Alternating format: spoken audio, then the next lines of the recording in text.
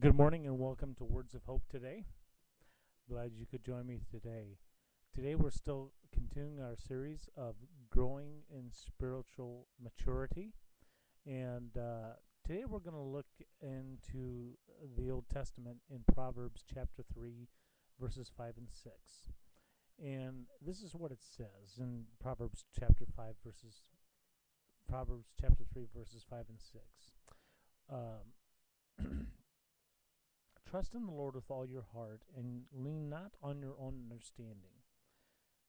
In all your ways acknowledge him, and he will direct your paths. When King Solomon was writing this passage, it was in his book of wisdom in the Proverbs of understanding. If we want to, and today we're talking about understanding God's will. If we want to know God's will in our life and what his direction for us is, then all we simply have to do is to trust in him, lean not on our own understanding. There's two commands and a promise in these two verses. First of all, lean not on your own understanding. That's a command. And trust in the Lord is a command. And his promise is that if we will do those two things, that he will guide our paths and he will make them straight.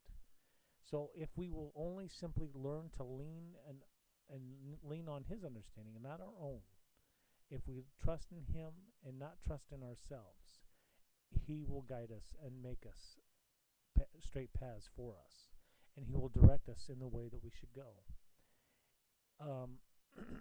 I don't know the exact passage. I know that I believe it is in Isaiah. I'm not sure. So don't quote me on this. But it says, "Here I am, Lord, send me." So if we could just pray that prayer, no matter what it is. I have posted on my profile on Facebook the other day on Hope Foundation Ministry profile page that no matter what we do, it's not insignificant. Whatever God has called you to do, it is very important. No matter what job you do, it is important for us to look at whatever God calls us to do to be a mission field for him. It is our opportunity to reach out to other people, to reach out to people who need Jesus Christ. We talked about yesterday about maturing in our spiritual growth and how times come along in trials and tribulation. But today we're talking about how we can find ourselves in God's will, and in order to do so, we truly just need to put ourselves in his hands and say, "Lord, here I am, send me." Trust in him, lean not on your own understanding, and he'll make your paths straight. And remember that no matter what you do, whether you're a janitor, if you're a janitor, no matter what it is, it's not important what you do. What's important is what you do, that you do it for the Lord. And it is scripturally supported that whatever we do it as unto the Lord. Not as unto ourselves, but unto the Lord. Because whatever we do, we should give our 100% and beyond to do whatever it is that we do, and do it to our fullest and to our best. That we give God our very best. Because there are people that are watching us. As they look on to us as Christ followers, let them see that our lives our action speak louder than our words. That's not to say that we shouldn't share our gospel with people. When the opportunity arises, we can share that. But when we live a life that is fulfilling God's purpose for our life, then we can be more afforded the opportunity to do so.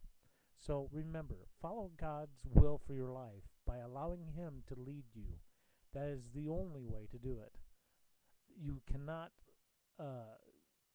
ever be satisfied or be happy in doing something if you do not pray for God to reveal to you what his purpose and his will, and maybe you're not even satisfied with the job you have. Maybe it's because you haven't fully surrendered yourself to God and how he wants to use you in the place you already are at. So pray that God would use you no matter where you are, no matter what you do.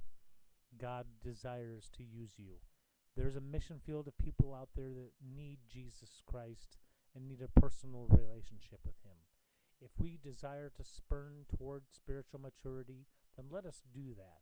Let us lean on His understanding and trust in Him. May God bless you today.